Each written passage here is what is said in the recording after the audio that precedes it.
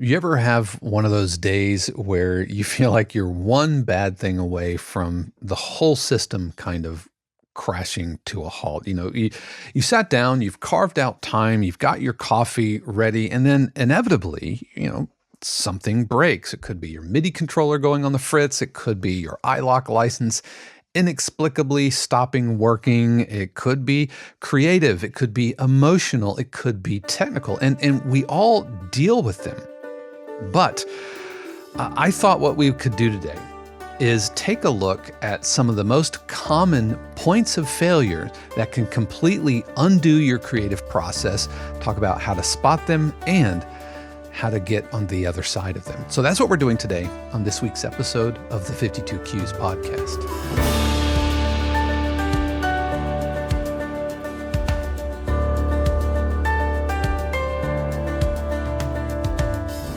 What is happening, everybody? This is Dave Kropf, and welcome back to another episode of the 52 Cues podcast, where each week we look deep into the world of production and library music. As always, a huge word of thanks to the family, friends, and neighbor subscribers who are composers just like you, looking to write better cues and find success in the sync music industry. And 52 Cues is there to help with live streams, workshops, Zoom feedback sessions, and in general, an amazing community. If you want to learn how to join us, you can head over to 52cues.com or stick around because I'm going to be talking about that a little bit later in today's episode. Speaking of later in today's episode, today I'm going to be featuring one of my recent ominous tension cues, which is deceptively simple. I mean, we're talking maybe like 8 tracks in general, so you definitely want to stick around for that. But for today's topic, what I really want to talk about is what's killing your output. What are the things which are getting in the way of you being able to finish your work, to work your process? And I find that often there are several single points of failure that if this one bad thing happens, then the whole thing comes apart. And I've kind of categorized these into 5 categories. First, we have technical and hardware failures, systems and software failures, creative failures, logistical failures, and then finally, environmental and mental failures. All right, so we're going to unpack each of these. And if you want to skip ahead, if you're watching on YouTube, then you can click the timestamps below. But let's first talk about technical and hardware failures, because these can be the most frustrating, that are some of the easiest to fix and the easiest to mitigate. First, starting with just good old-fashioned hard drive malfunctions. I feel like this was especially bad in the old platter hard drive days, before we all had SSDs. I felt like hard drives failed more often than they kind of do now. But at some point, I'm going to knock on all the wood that I can find. At some point, your hard drive is going to crash. I'm sorry if that's at some point the machine will break. I've lived through a catastrophic hard drive failure, and anybody who has will understand how vitally important it is to back up. And you can use the 3-2-1 method of backup, which is have 3 copies of everything in 2 different mediums and have 1 off-site. And I've talked about backing up things here on the podcast, but 3-2-1. So for me, my backup strategy is I save files to the cloud, whether it's Dropbox or Google Drive, and I use that as a backup. I also have a time machine. Okay, so I have a hard drive that stays connected to my system and it backs up everything. So I have a physical hard drive, I have cloud storage, and I use Backblaze that sends it to another cloud storage. And I think I have a Backblaze link down in the description below. It might be an affiliate link that kicks a little extra money my way, but doesn't cost you any extra. I don't do a ton of affiliate marketing, but there it is. But I have a time machine. I locally drag files up to Google Drive or Dropbox. And I also use Carbon Copy Cloner because I have one hard drive which is set up solely as a reboot drive. That means if my hard drive crashes, my system drives, then I can boot into that. It's not as fast as my system drive. It's just an external SSD, but I'm not completely dead in the water. And so backup, backup, backup. It only takes one catastrophic hard drive failure for you to learn this lesson. And usually it's kind of learning it the hard way. All right, second, power outages or surges. I don't know about you, but here in Florida, we get storms in the summer about every day that ends in the letter Y. And sometimes they're pretty epic. And I've lost lights, like smart lights go out. I just recently, last week, lost a plug.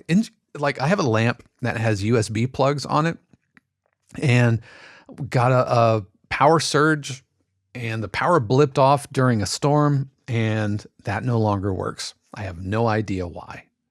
So power surges are going to happen if you're in a place with storms, whether they're like tornadoes or thunderstorms or hurricanes here in Florida, then you've got to have some things in place to help to mitigate that. First of all, having a UPS, which is an uninterruptible power supply. It's essentially a battery backup. Good ones aren't cheap, but neither is replacing a whole hard drive that gets completely fried. So these UPS, along with good surge protectors, can keep power from entering your machines, but also if the power were to go out, then you have time to save files and shut your machine down. We don't get, ironically, here in where I'm living in Orlando, we don't get a ton of like power going out for extended periods of time, but we do get either brownouts or the power will just blip. And it's the blips, which I find like more dangerous to electronics than the power actually going completely out. That's been my experience. I feel like I have more electronics issues from the power going blip, blip, than actually going off and then staying off. I usually have to go through and reset nearly all of my smart lights and smart devices. It can fry electronics. And so having a UPS, having good surge protectors, that's a must. You absolutely have to have these things in place because one lightning strike crushes your machine and then you're out of commission. And then make sure that you're saving frequently. Make sure that you're auto-saving. If you don't have auto-save turned on, then please turn it on. Kind of like with the time machine or the backup. Have it back up on the regular so that if something were to, the worst to happen, then you're not totally dead in the water. All right, so what about your audio interface? Audio interface, it's just hardware, and sometimes it can just get weird and wonky. So make sure that you're keeping your drivers updated. Make sure that you're updating the firmware, but make sure that the firmware you're updating is compatible with your operating system. Because I had a Scarlett 8i8, I think it was, whatever it was over there, and I updated the firmware and it ended up bricking that audio interface. And if you're not familiar with the term, bricking is what happens when it makes it dead. It might as well be a brick. So yeah, be sure to keep your audio interface drivers and firmware updated. Check the manufacturer's website, and it's not a bad idea, especially after an operating system update. If you're wondering, hey, I updated my OS and now my audio interface doesn't work. And this is true of really any hardware that uses drivers. Go check the drivers, go check for updated firmware. And it's not a bad idea to have a backup. By the way, you're going to see this theme over and over, redundancies and backups. It could just be a little small USB interface, doesn't have to be super expensive. But having something that can keep you going if your audio interface completely goes on the fritz. And then it's never a bad idea to power cycle your system, whether it's your computer monitors, your speakers, or the audio interface. and I am super bad about this. To be honest, unless something gets off or unless something goes wrong with my system, that's the only time I tend to restart it. And that's not great. So what it could be, and I'm telling myself this, like at the end of the week, when I'm done for the week, usually on a Friday afternoon or Friday evening, go ahead and just shut the system down. Turn off your system, turn off the monitors, turn off your audio interface, and just take it all the way out. So I'm gonna try to be better about that, because if it's always on, that's not necessarily a terrible thing, but if it's always on and you get a power surge, then that can be not great. Also, another hardware or technical point of failure could just be your instruments breaking. You know, you are setting out to write something on guitar and your guitar strings bust. Make sure that you have some spare strings, some spare cables, maybe some spare pedals, maybe even a spare guitar. It might not be the perfect guitar, but if you're under a deadline, you've got to get going. You can't let a single point of failure stop your entire process. So I know all you guitar folks out there, I know that chances are you don't have just one guitar. I have one acoustic guitar that's mine, but I also have some older, like $99 guitars that, should it come down to it, I could continue a queue. Of course, keeping up with the maintenance on your gear, repair and inspections, making sure, looking it over. I'm really bad about this. Man, this whole episode should be the title, Dave, but I'm really bad about that, especially with gear that hangs up in the studio. That guitar sounds great. All of these guitars sound great, but if I don't play it for a long time, then the strings kind of get old and things get kind of dusty. And so I need to be much better about maintenance and upkeep, and not waiting for something to break before I actually attend to the maintenance of it. I actually have, for my guitars, I have a little bag. I think it's an old lunch bag, like a little zip up insulated lunch bag that I keep a bunch of extra strings, string winder, fast fret, polishing cloth, and all of those kind of things. And so I need to use it. But worst comes to worst, have another guitar or another piece of equipment handy so that you can replace that should the need be. And maybe be prepared to have a virtual instrument that could substitute in a pinch. If your job was to record drums and then your mics go down or something, then maybe you need to program some drums. Having a virtual alternative can be a lifesaver. Some other hardware points of failure, your MIDI controller, and we have all been there. MIDI controllers can often take a real beating because we're putting our hands on it. We're hitting them really, really hard.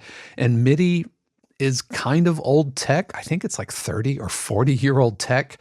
And it's also a USB, often USB-A and old USB protocols and all of this. And so it could, there are so many different ways for your MIDI controller to kind of go down. So having a secondary MIDI controller, even if it's just a little small guy that you can keep in your backpack or whatever.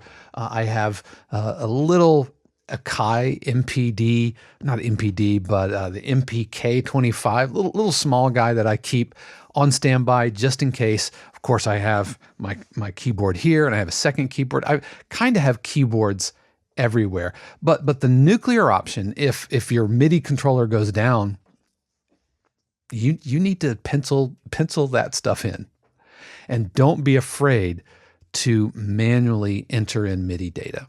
At the end of the day, you've got to make your deadlines. And if your controller goes out, then get in there and start penciling things in with the pencil tool, manually entering things in, or open up your DAW and using the keyboard. I think pretty much every DAW has some kind of way to convert your computer keyboard here into music notes and MIDI notes. So Get more comfortable with that than you may want.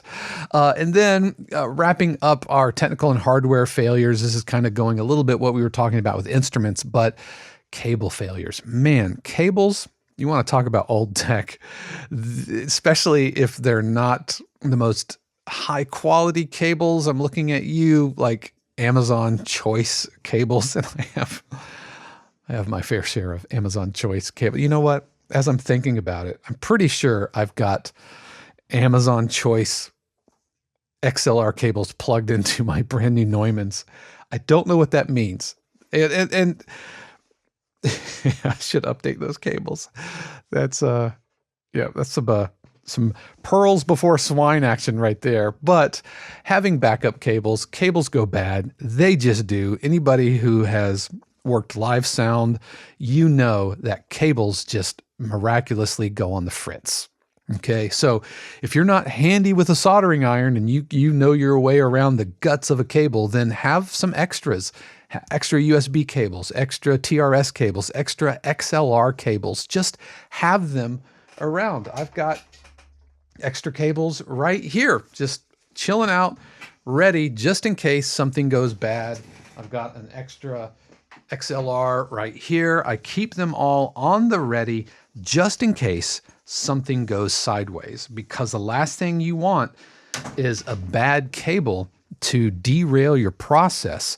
And even beyond all of that, instead of getting into troubleshooting the cable in mid-process, if you can just swap it out, put the cable aside, and then test it later.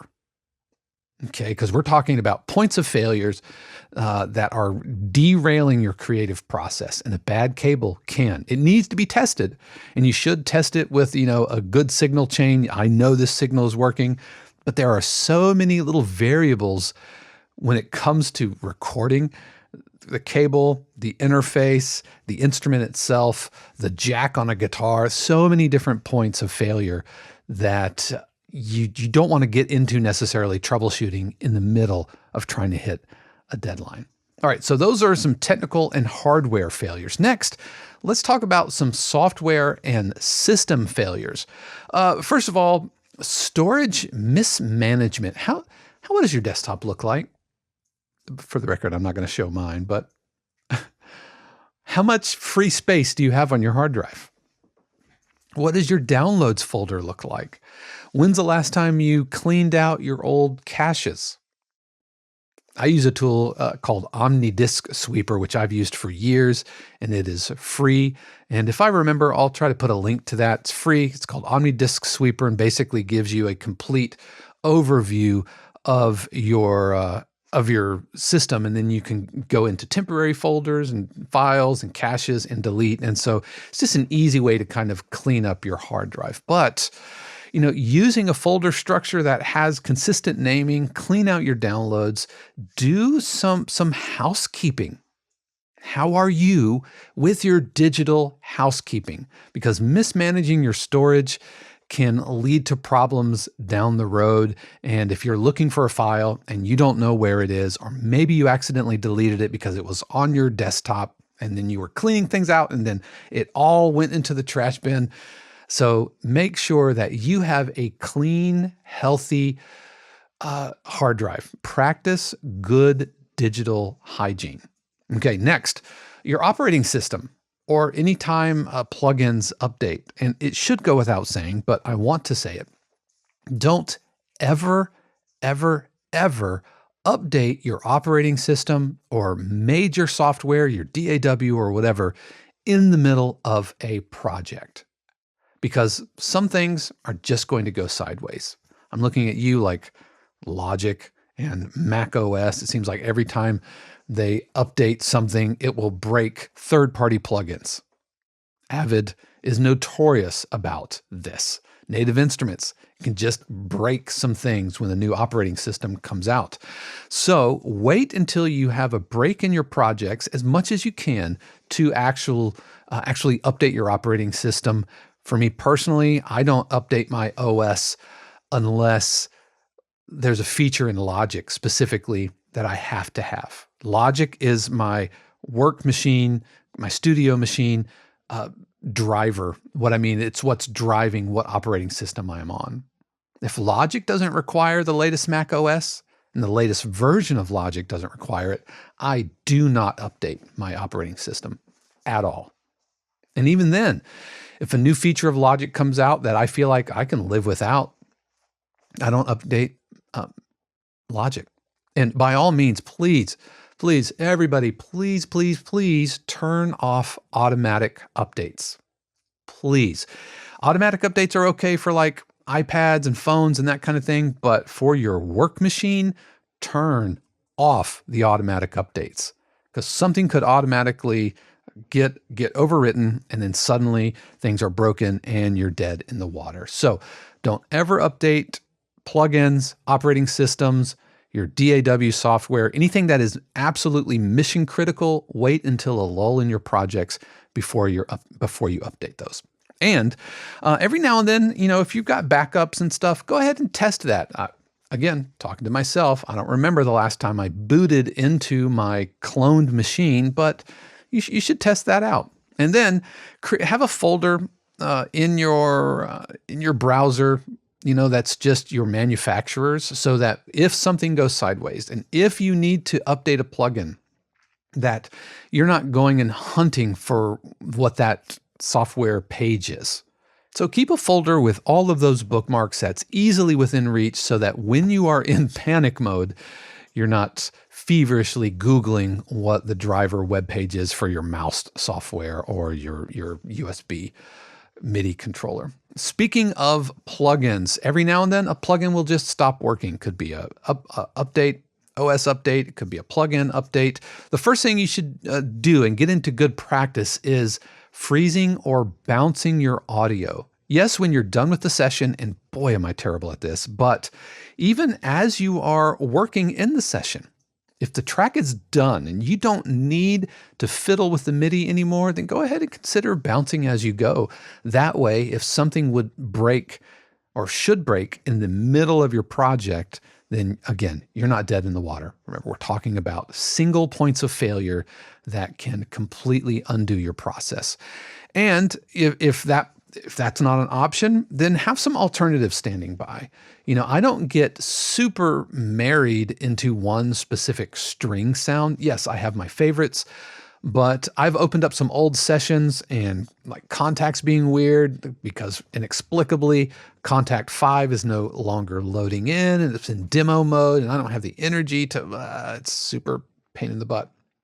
But I can always load in some other strings if I need, or I can reload Contact 7, or I can load in BBCSO or whatever. So having some options standing by. So if you do both, if you freeze the track, or better yet, bounce the track, because freezing, at least in Logic, sometimes when you open the Logic session, it will remember the freeze file. Sometimes it won't. And you go to hit play and it will try to refreeze it. So bounce it as you go when you're done. And then you can, if you still need to edit the MIDI and the plugin's broken, then you at least have a sound reference that you can use to drop in a new string library, for example. And then, check your plugins for updates, open up native access every now and then, or the Spitfire engine, whatever the Spitfire software management tool is, or open those up every now and then.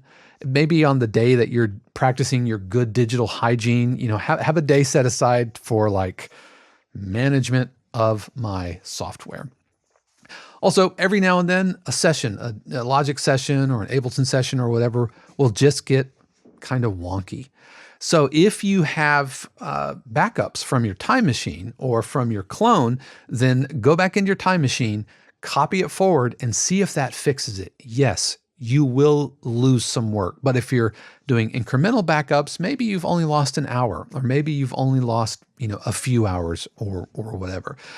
But also consider doing incremental save versions. I don't necessarily do a ton of this because I don't like a ton of different sessions in the same folder. But even still, turn on autosave on all of your sessions. Do manual backups of your sessions up to the cloud. And what I mean by manual backup is do not write into a cloud folder, especially Google Drive. Google Drive changed something a few years ago where instead of it kind of taking what's there and copying it up the way that Dropbox does, now it reads in the system as a virtual drive.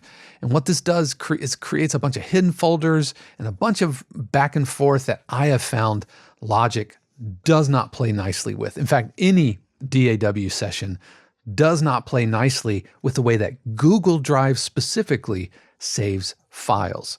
It's great if you're just putting documents and pictures and that kind of thing, but because DAW sessions require constant read and write back and forth into the folder, out of the folder, into the folder, out of the folder, Google Drive just doesn't like that. And so Logic doesn't like it. And so it will just say, fine, screw you, I'm gonna break.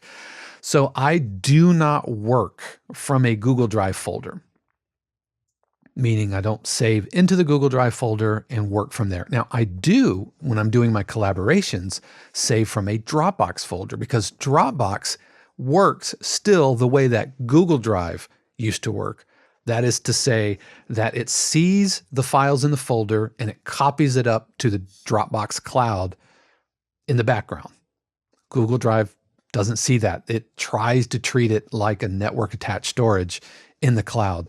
And it's really not that great. Not a fan of Google Drive, the way that they've changed all of that. Back when it was G Drive, I think it was when it was the best. But now I just basically use it as drag and drop backup. All right, some other system points of failure and software points of failure. Licenses. Freaking iLok. Can I just say that with a burning passion of a binary star system, do not like iLok at all. I think that it is outdated and outmoded. Privacy protection, I think with the Internet of Things, and we all have connected internet, I would much rather be able to write my license using an internet handshake than a flippin' USB dongle, which is moody as hell. Oh man, can you tell? I am not a fan of iLoks, even though it has gotten a little better with the cloud system and everything. It is somewhat better, but man, those little dongles served a purpose. Even like Reason used to have dongles, and Steinberg, the VSL used to have dongles, but now, like I think VSL writes to the iLok account, and that was a whole poop show in and of itself. And what a terrible mess that was. And just licensing and piracy and all of that. It could be so much better, but every now and then you will have something which will be mission critical, and then you'll have a license. So make sure that you know where your serials are. Make sure that you've saved your password into like a password manager so that if you need to log into your Museo account or your Reason account or your iLok Cloud iRoll, then make sure that you have access to that. Back it up so that should the need arise, that you have access to those mission critical plugins and the software that you need. And then make sure that you actually launch your session well before a deadline. If you have a 11:59 p.m. deadline on a certain day, then you should not be opening up your session at 11:45 to spit out final mixes. Give yourself a little bit of lead time so that you don't back yourself into a corner and then it turns into an emergency. And then finally, system bloat. This kind of goes along with some digital hygiene, but do you have software that you don't need? Do you have plugins that you've tried, maybe little apps or add-ons that you have installed, and suddenly you're like, I don't really want this. Well, go ahead and uninstall them. You can uninstall your trials. Go through, you can use OmniDisk Sweeper to clean these things up. You can also find other tools like Clean My Mac and these types of apps, or you can go in and uninstall. Now for Macs, uninstalling can be as simple as dragging into the trash. It gets a little hairier with Windows systems, but even still, you could have residual application support files floating around that creates a world of problems down the road, or it's just not good digital hygiene. So uninstall what you don't need, plugins, trial software, whatever. And then I got to ask, have you restarted your computer lately? Think back. When was the last time you actually restarted your machine? It's rule one of any technical support and troubleshooting. Does a problem persist through reset and restart? Computers, a lot of moving parts. There are a lot of ones and zeros all flying around. And most of the time I have found that a simple restart will solve a world of problems. So make sure that you start with that before you start uninstalling things, before you start reinstalling drivers and all of that. Just restart your machine and see if that fixes it. Okay, so moving on, let's talk about creative failures, creative points of failures that can really undo your process, starting first with writer's block. Now, I personally don't necessarily subscribe to writer's block in so much that I think the sense of writer's block comes from trying to be creative from an empty place. I think that creativity itself is a finite resource, but I do believe it is infinitely replenishable through referencing and that kind of thing. So I don't find myself running into writer's block because if I'm feeling kind of empty and I'm not sure what to do, then I will maybe work on a different part of a cue, maybe change some things up, maybe even work on a different cue, or maybe I will get over the fact that something's not coming and I'll just stick to a single instrument or a single brief or step away, go for a walk, let my brain breathe. Because writer's block for me often comes from a lack of direction, not really knowing what I should be doing, where I should be pointing my energy. And so using briefs, using references, using templates, maybe open up an old session, strip out all of the audio and all of the MIDI, and just write something new in that same session, using all the same sounds, even using the mix and the EQs as a starting point. I find that works really, really well because writer's block for me comes from not knowing exactly what I should be doing at this moment. And then if you still lack a sense of direction, then write your own brief. Just decide what you want to be writing and what you should be writing right now, and just get moving. Just get started. Another failure in the creative process is perfectionism. Wow. Perfect is the enemy of good, right? Isn't that how the quote goes? But, if you find that your perfectionism is becoming a point of failure for you, that is stopping you from doing what you need to be doing, then set hard deadlines, commit to finishing, and embrace the 85% method. And what I mean by that is a sound you are using, is the mix you are submitting, is the melody you're crafting, is it like 85% of the way there?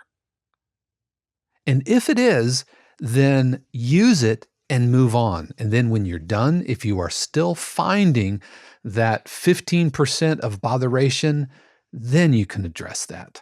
But where I find that we get into trouble is, especially like looking for sounds. We're looking for sounds, we're auditioning patches, and it's just grinding our flow state to a standstill. But you found some sounds which or you think aren't perfect, but you found some sounds which could work, but I think I'll keep looking. Stop looking. Just use the sound that is 85% of the way there and move on with the cue.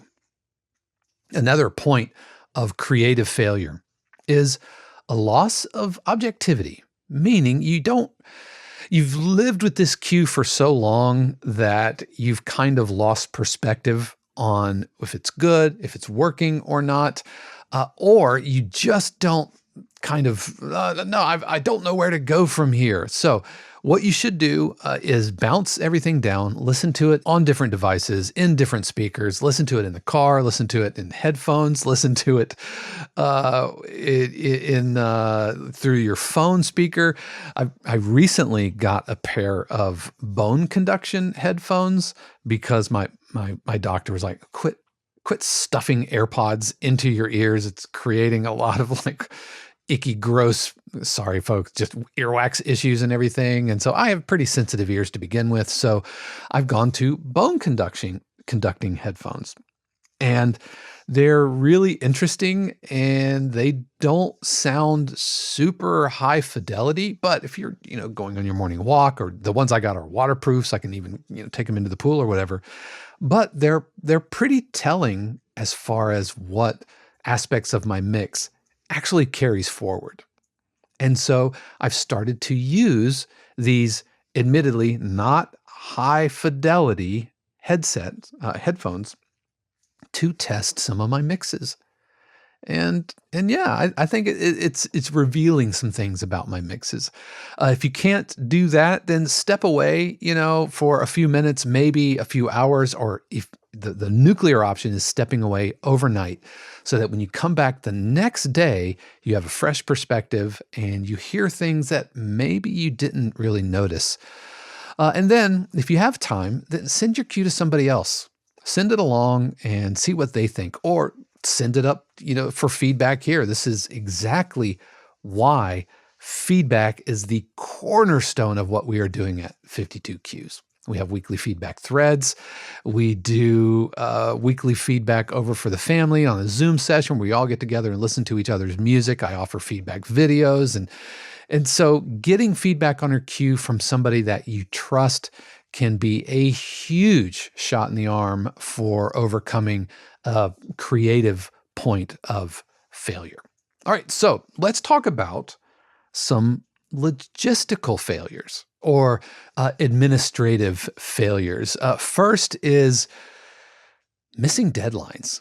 You want to talk about a point of failure. If you are overpromising something to a publisher and you're not delivering, then in the future, if they have a fire drill and they need something super quick, they might not think of you for that because you've missed your deadline. So be realistic with yourself, be honest with yourself. And when a client asks, when can you have this? They would much rather have some bummer news, right? Some news that's like, well, it's not as fast as I would like it because you've baked in buffer time. They would rather have that than you promising a deadline that you are physically or emotionally unable to hit. Man, talked about it before on the podcast, but this is my kryptonite. Absolutely. So I need to get better at including buffer days when I pitch to a deadline, when I give a deadline to a library. And if needed, work in stages if you're able to do this. Again, something that I'm getting better at. I don't have like 4 or 5 hours continuous at one time that I can just pour into a queue. It's an hour here, a half an hour there, maybe 2 hours before I get pulled into a meeting or an email or something. So I have to be really, really conscious of my time. And so I have to learn to write in stages. I might sketch here, produce here, polish, mix there, have multiple irons in the fire, because I don't think that I have the luxury of just working on one cue and only one cue until it's finished. That's how my creative flow tends to work best, but I just don't have that luxury anymore. And if need be, get a calendar, get a reminder system, get to-dos in place. They're only as good as your ability to stick with them. So make sure that you find something that works, whether it's an app, whether it's a handwritten calendar, whatever. Just find some system that will help you with those missed deadlines. All right, so another point of failure when you are working with a publisher is improper deliverables.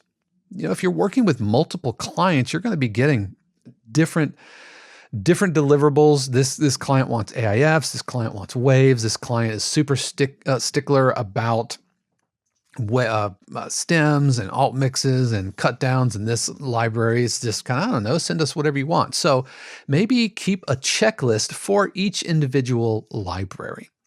And I have in my clients folder on my hard drive, I have a documents folder. And in that documents folder is, any contracts I've signed with them, any sort of deliverables information, like a PDF with all the deliverables. I have some libraries who are really, really good with this.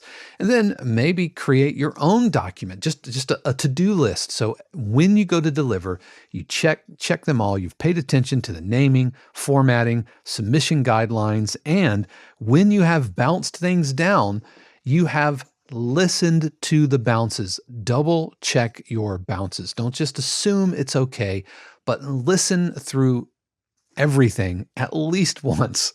At least once. You never know when computer glitch or something will happen, or you've forgotten or something. This happens a lot. Not a lot, but it happens enough where I will be putting something together and it sounds great, but when I go to do each individual stem, I will realize, oh man, I didn't clean up like that ukulele part, or I might have a guitar part or a shaker part that I've recorded and I didn't notice in the mix, but you can actually maybe hear me bump a mic or hear me move in my chair. You don't hear it in the full mix, but when it's exposed as its stem on its own, then there's Dave moving in his chair. And I have gotten some feedback from a library one time who said, hey, I think there's some room noise in this. And it was just me hitting the table or something. So check your bounces, make sure that everything is good and ready to go so that when it comes to the final lap of this marathon of getting things into, when you're approaching the finish line for these deliverables, that you don't step on your own foot and fall down before you can cross the finish line. All right. And then finally, I want to talk about environmental or mental health failures that can get in the way of us working our process and doing what we need to do. And the first is distractions. Man, life is distracting enough. I get interrupted quite a lot, in my kind of mission control here. Just as I'm looking right now, I am in the middle of recording a podcast, but I also have a chat, my messages window. I have my Slack app turned up over there because I'm monitoring a Slack channel. I have my Zoom session right down here. And I have a Keynote and OBS. And so it can be really easy to be distracted. So silence your notifications, use do not disturb mode, work in short sprints as you're able. And if you can't do that, then finding ways to kind of denoise your space, either room dividers or curtains or noise canceling headphones. Just yesterday, I spent a few hours on campus at Full Sail, sitting in my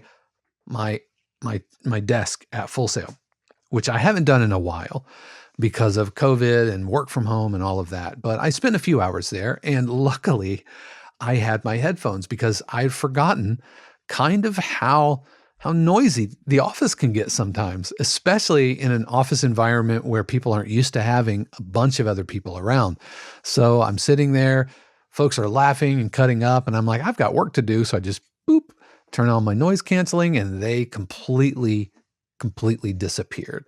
So do what you need to do to minimize distractions. Another distraction that I get recording this podcast. I record this as of right now, Wednesday mornings. I've talked about wanting to do it Monday, but I think I'm going to have to move it to another day because since I've been recording, I've had 2 different mowing crews come into our neighborhood in 2 different times.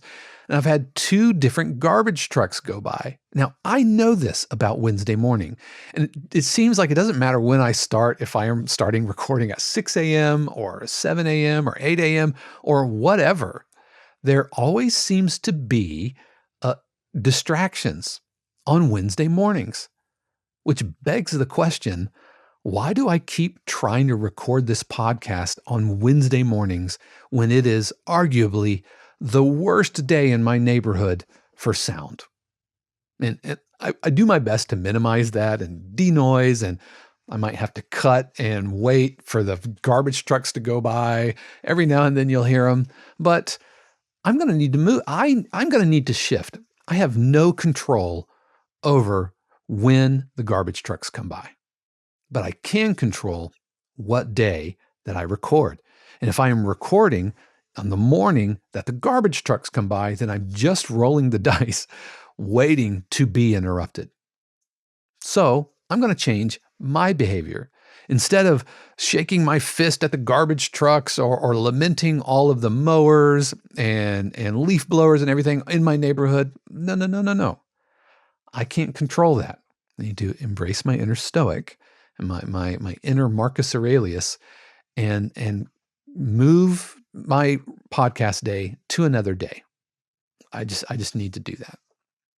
What about physical failures? What about fatigue or injury? Do you have an ergonomic chair? Are you using wrist supports? Do you have proper lighting? Are you taking breaks? Are you stretching? Are you moving? If you have an Apple Watch, it's going to remind you every hour, hey, stand up. And I am the worst about no, I don't think I will, and just ignoring it. But it's there for a reason, to help you physically move your body so that you don't just sit here. This is very, very isolated type of an environment. It's a very lonely gig, and it is too easy, friends, to just sit there and not move for hours. And before you know it, you get up and you unfold yourself like a crotchety old man, and you're like, oh, my back. I don't know about you, but that's the story of my life here lately. And it gets worse after I've just been sitting in the studio, sitting in this chair. Just last week, I was so focused on working on something, I forget what project or whatever, and I got up and realized I have not moved in 4 hours. Now, I've done a lot of things, a lot of projects, but as far as me getting my butt off of this chair, standing up, not even to go to the bathroom, not even to refill my coffee. No, just get up, just move. Even if it's just for 60 seconds, it's going to make a really big difference. What about isolation? Can that be a point of failure? This is a lonely gig. You're usually in a darkened studio, and it can get kind of isolated. So join a community. Even just like 52 Qs, you don't have to pay to join the community. It is free to join. If you don't do that, then find a group on Facebook or join like what Eric's doing in his partner program, or Stevie B with his community over there, or go join Sync Edge or Clint. There's no shortage of people who have communities that you can join, but don't try to do it on your own. Get involved, join a community, and get to the point where you can start sending in your cues to a mentor or a peer group that they can give you some ideas. Also, watch other compose via live streams. This is one of the reasons I do weekly live streams for our family, friends, and neighbor subscribers. I do a 2-hour live stream writing live cues, most often from scratch, every single week. And I do this for a couple of reasons. First is I strongly believe in the teaching method of show, don't tell. And so showing you my process in real time, giving you an opportunity to ask questions. So like, what are you doing there? What sounds are you using? And seeing the process from beginning to end from somebody who you trust and from somebody who you admire their work. It sounds weird. I'm like talking about myself, but you kind of know what I'm saying, right? This is a person who is where I want to be, either career-wise or creativity or success in the industry or whatever. If you find somebody that is a future version of you, then go watch them do their thing. If it's me, awesome. Would love to have you. We have subscription plans starting at around $4 a month, and you can see those weekly live streams. If it's not me, go find somebody else. Just go see somebody do their process. The second reason that I do live streams is it keeps me composing. With all of the different things going on, whether it's, department chair at Full Sail, or whether it's running 52Qs as a business, or whether it's getting into publishing and working with libraries, it is so easy to let all of those things eclipse the thing that I am here to do, which is write music. Teach music, yes, but write music. And so if I'm not actively writing, then I run the risk of stagnating my creativity. And then there's an expiration date on my expertise. That's what I believe. So as I keep writing, as I'm pitching to libraries and looking for placements, and yes, mentoring and coaching and department chairing, but if I don't keep writing, then there's an expiration date on my expertise. And so doing a weekly live stream and committing to a weekly live stream keeps me writing. And then finally, burnout. Done a whole episode on burnout. But if you have burnout that is creating a point of failure, ask yourself why. Or step away and don't feel guilty about it. Lay it down. Lay it down. Be kind to yourself. Forgive yourself for not hitting, maybe an imaginary goal that you gave yourself, or maybe you did let somebody down. Okay? Life happens. We're all in this together. So be kind to yourself. Step away if you need to. Don't feel guilty about it. Ask yourself, why am I feeling burned out? And then reconnect with your why. Try to find that passion. Like, is this mine to do? Am I doing this right? Like just yesterday, Shannon and I were having a conversation, because we have a lot of ideas of what can we do here in the community. And there needs to be kind of like a workflow. Like, we have an idea. The first question is, should we be doing it? And if not, then that's a no. We're not going to do it. If yes, then we ask, is it a light lift or a heavy lift? If it's a light lift if it's a heavy lift, then how do we solve this? And see also, should I still be doing it? But reconnecting with, is what we are doing really what we should be doing?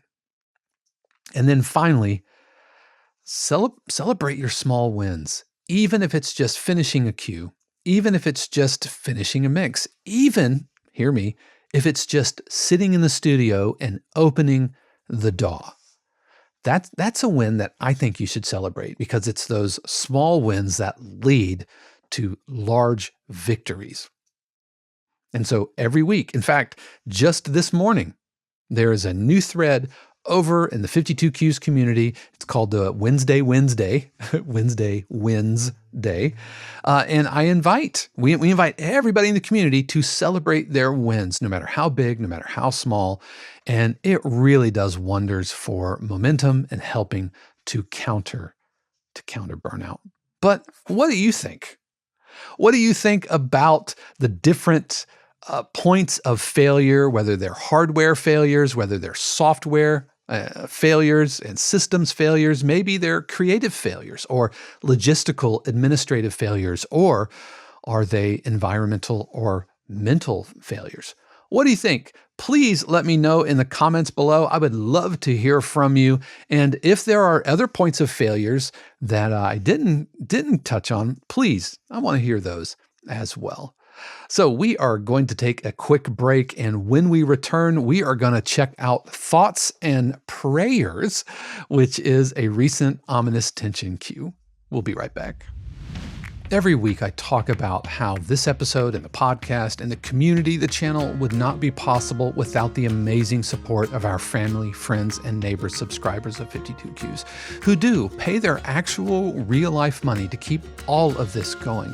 And in addition to being thriving members of the community, as well as supporting me and Shannon and everything that we're doing here, they also receive extra perks like live streams, workshops, Zoom feedback sessions, hundreds and hundreds of hours of video archives, weekly Q breakdowns, production music almanac, living ebook, and the opportunities to submit to real music libraries. Now, it's free to join 52Qs. You can just go to 52qs.com and sign up, be a member of the community. We would love to have you. It will always be free to join the community. But if you've been watching, or if maybe this is your first time, but if you're wondering, is there a way to kind of level up my production music skills in the industry, meeting like-minded, super friendly, very generous composers?